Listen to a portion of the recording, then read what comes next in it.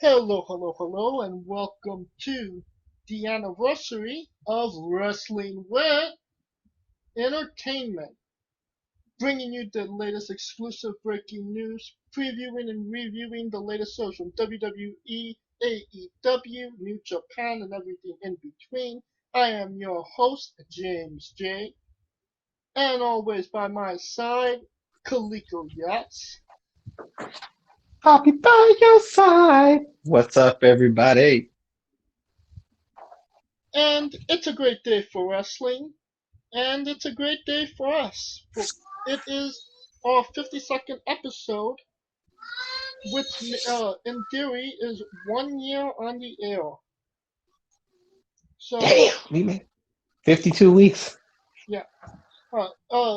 Cooper James, God rest his soul, was on the first 3 episodes. Hope he's riding in hell now. I did one episode. I did one episode alone. That was a train wreck. Then we took 3 weeks off. And then on March 8th, Coleco Yachts joined Wrestling with Entertainment, and we have not looked back. Oh, nice to know that I was helpful in care, uh, putting this in hell in a handbasket. And Nice to then know. 1 week later, Mitch Mayhem joined the podcast, and then it went all to hell. Eh, I'll let you debate that one. Well, no, Mitch knows we love him. Um, Yeah, we care. yeah. And I'm sure we'll have another official anniversary show in March when we get closer to the first show that you were on. Um, Oh, but oh yeah. tonight we will be reviewing or previewing, I should say, NXT Takeover Portland and the Wednesday Night Wars. But first, we are wrestling with New Japan New Beginnings in Sapporo. What? I'm sure you watched the show. What were your thoughts on it? I always try to make time to watch these things because New Japan has been, I would say, one of the hotter shows as of late. New Japan, they follow the same formula, so it's nothing new. The one thing I will say though, I like that their consistency. They're consistent. Like it's you know what you're gonna get. You're gonna get hard hitting. You're gonna get good storylines. You're gonna get a crowd that knows when to boo, when to cheer. Not trying to take over the show. They're actually enjoying the show. So so for those who never watched one, I, I would uh I would say give it a shot because it might be something totally different in your eyes, and it's nice to see how the audience actually engage instead of sitting on their hands like most American shows. Right. Night one was in Sapporo, and night two. Sapporo more of a little bit more vocal than other crowds, wouldn't you say? Yeah, they are. It's them and another one. I forgot the name. I want to say Corrigan Hall. Like those two usually are like very vocal. Yeah. And on night one, one of the more interesting matches was Taichi and Minoru Suzuki wrestled Kazuchika Okada and John Moxley. Like, match made in hell. Yeah, that was like that was like they just spun a Rolodex. It was like the first four names that pop up.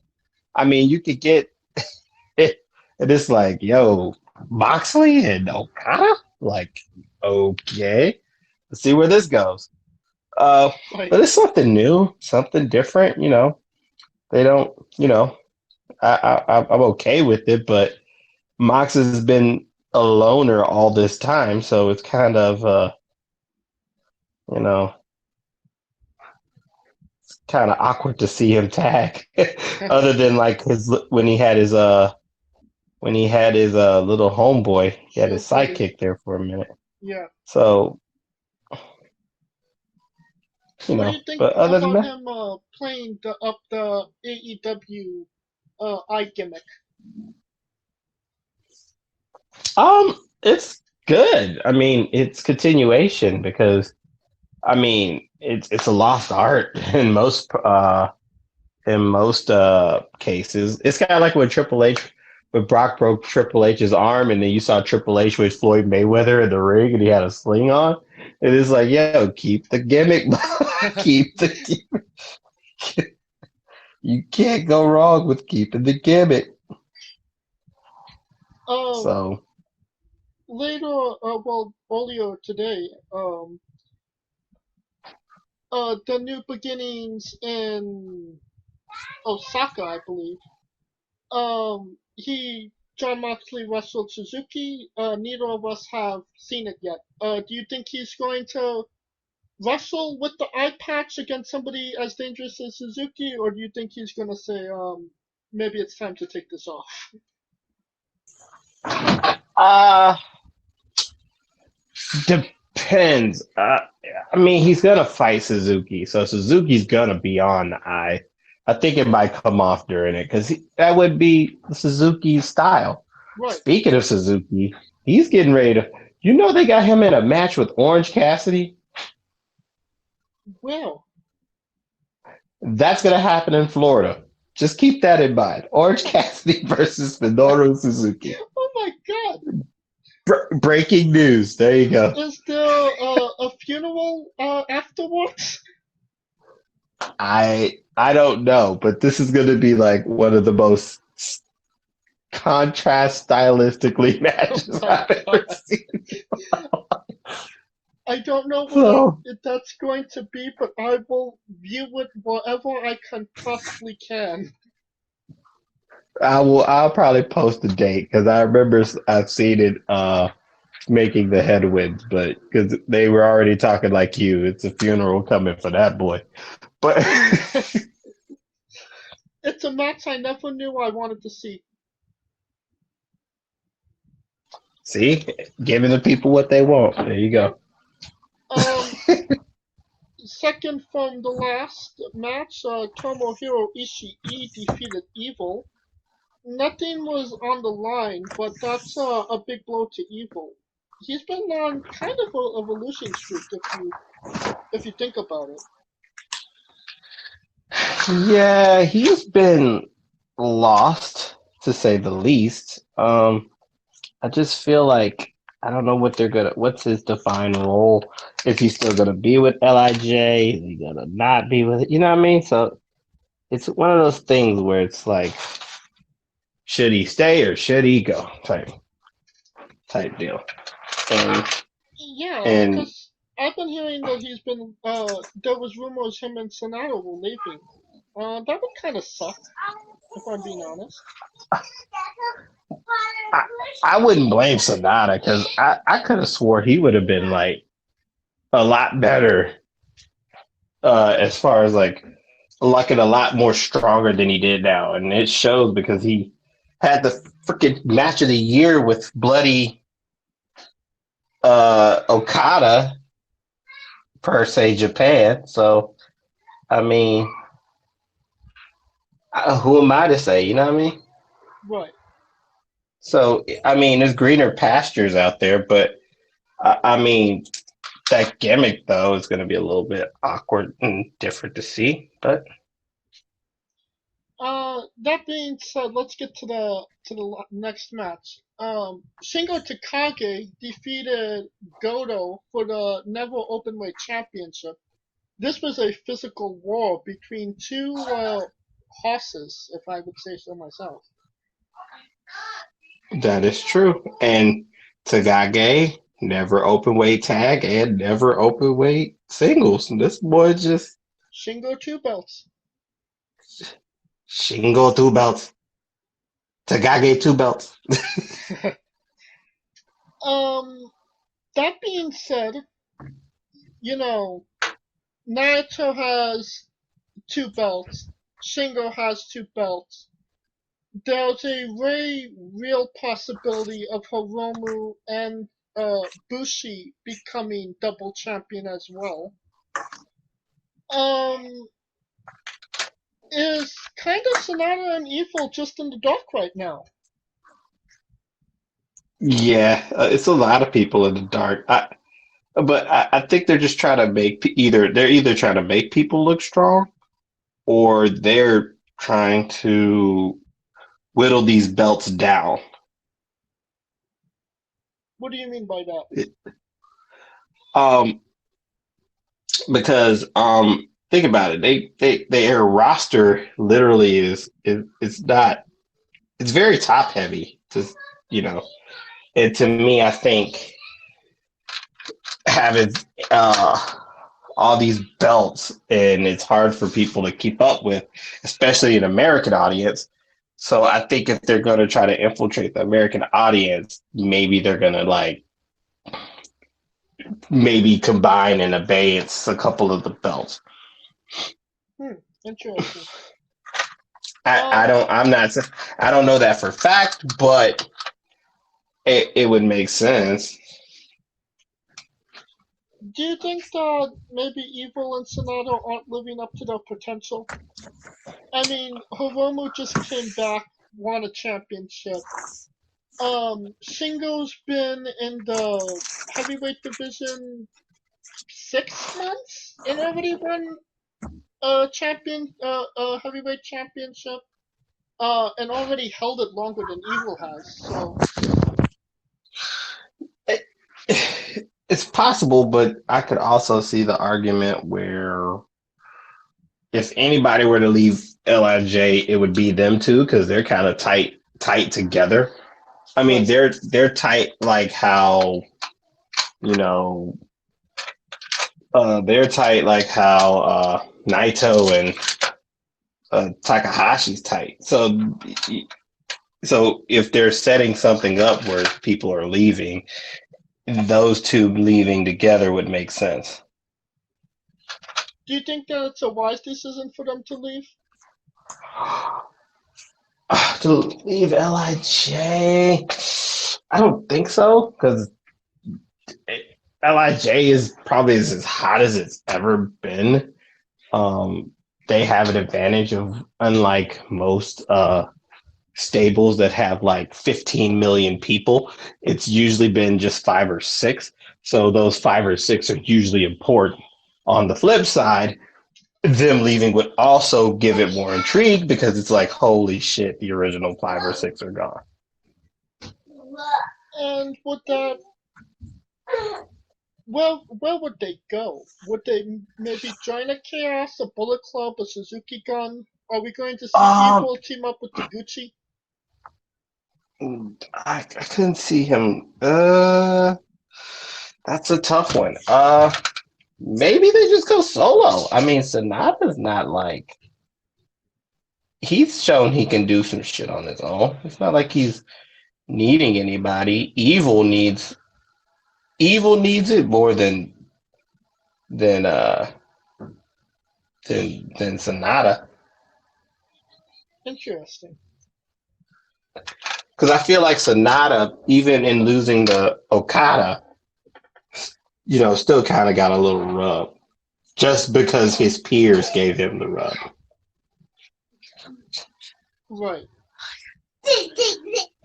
Um, going on to night 2, John Moxley teamed with Sho, Yo, and Taguchi to take on Minoru Suzuki, El Desperado, Nobu Kanemaru, and Dookie.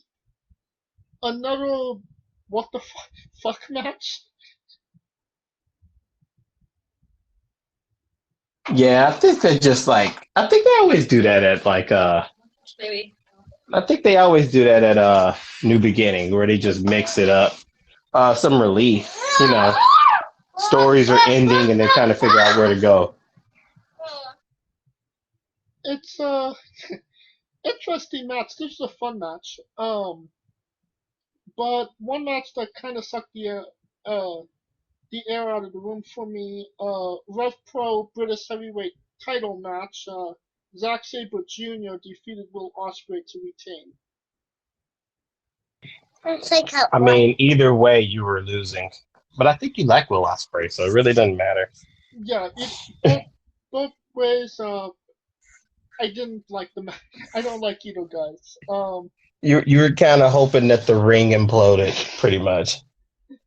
If that would happen, yeah.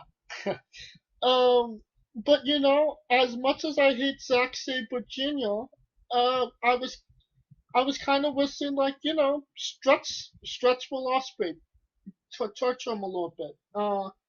But Zack Sabre Jr. being an asshole, he didn't.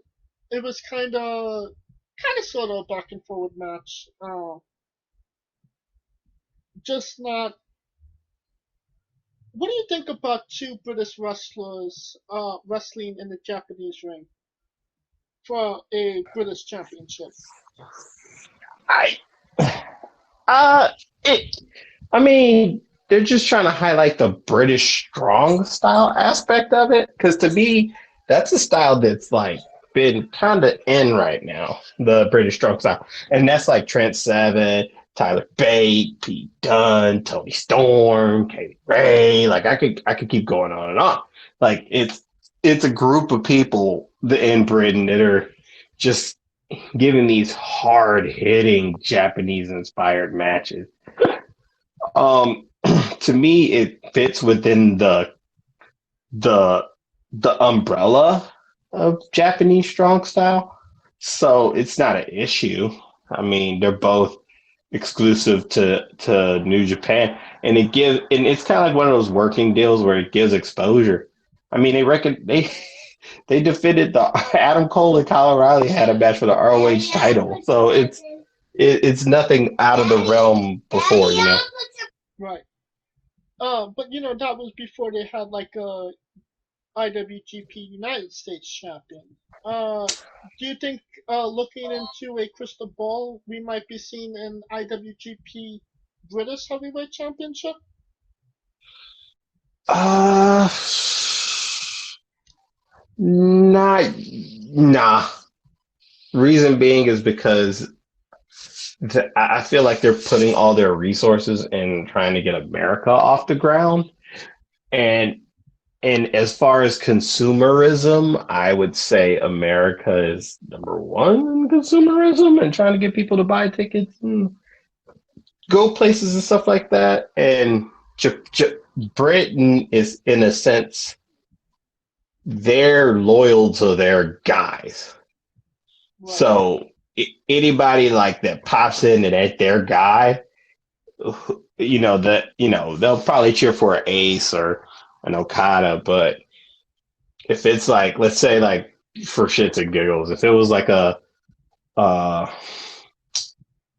Takage versus a Tyler Bate, it's going to be 100% Tyler Bate. You know what I mean? Right. So it's one of those things where they're uberly loyal. Speaking about New Japan in America, the New Beginnings tour in America ended with God Tamatanga Tangaloa defeating Finjuice for the IWGP Tag Team Championships. They are now 6-time champions. Didn't take that long for that to happen. As soon as they lost, we were like, it's a matter of when. It's not even a matter of if. It's a matter of when Right. they gonna get the shits back. So that's nothing new to me. But I mean, you're absolutely right.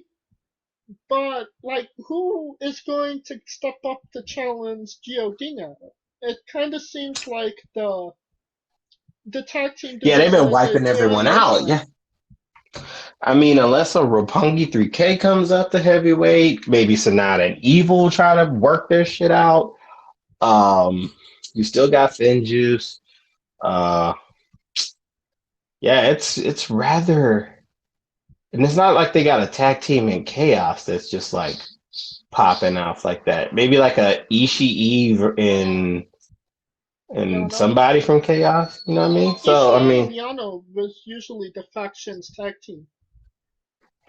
eh, but then that would seem like that they're playing off the Pete Dunne, uh, what the Matt Riddle angle.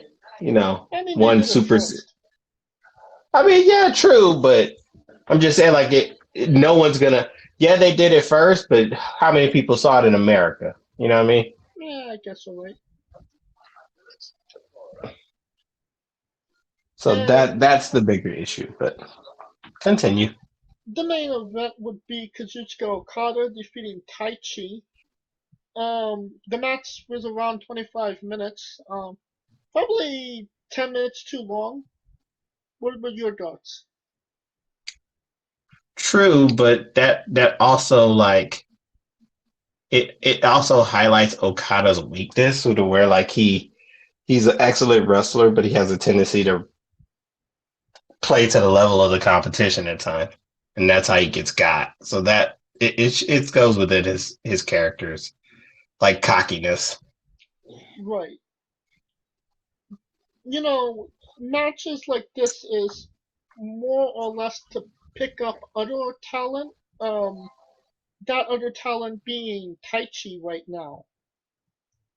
Um, he's had a couple high profile matches now, whether it be against Naito or probably his best match ever was against Ishii. Um, Mm-hmm. did you think that this match made him look like a star, or do you kind of think it kind of set him back a little bit?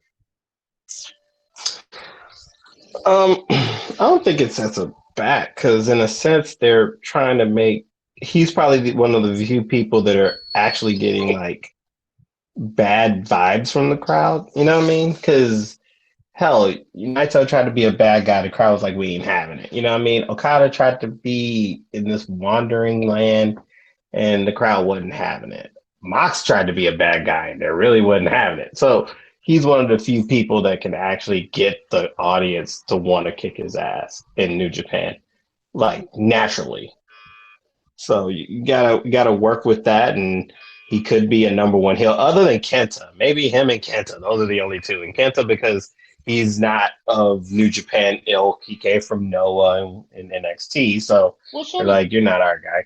Taichi, not exactly the same route, but he's not a New Japan product either. True, but Kenta is that he's always been looked at as that outsider anyway. Right. So it wasn't to me, or in my opinion, it was nothing different about it. I just think that as soon as they came in, they were like, "Fuck off," because he came in whooping people, so they were like, "No, we ain't having that." So New the Japan crowd had fans incentive. are loyal to New Japan. Oh yeah, they're hella low.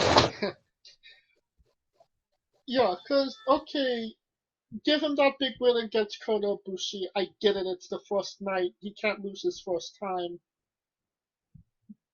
His win against Tanahashi, I was like, alright, but it's kind of should have been Tanahashi. But when he beat Evil, I was like, bullshit. No, there's no way he beat Evil. You know what I mean? Yeah, and I think that's what the crowd was like. Hell no! So it coincided. It coincided with how the crowd went. They were like, "Fuck this!" Like, I can only imagine what happened if he had to beat Sonata. Jesus. He did beat Sonata, if I'm not mistaken. Actually, no. No, I'm talking Sonata about. beat him. Yeah, that's what I'm saying. I'm like, if Yeah. they had to beat, man, that would have been ooh. And the ending of the New Beginnings tour was this morning. neither of us have seen it once again, because we don't get up that early. So we will cover that next week in full. That will end our coverage of the New Japan New Beginnings tour.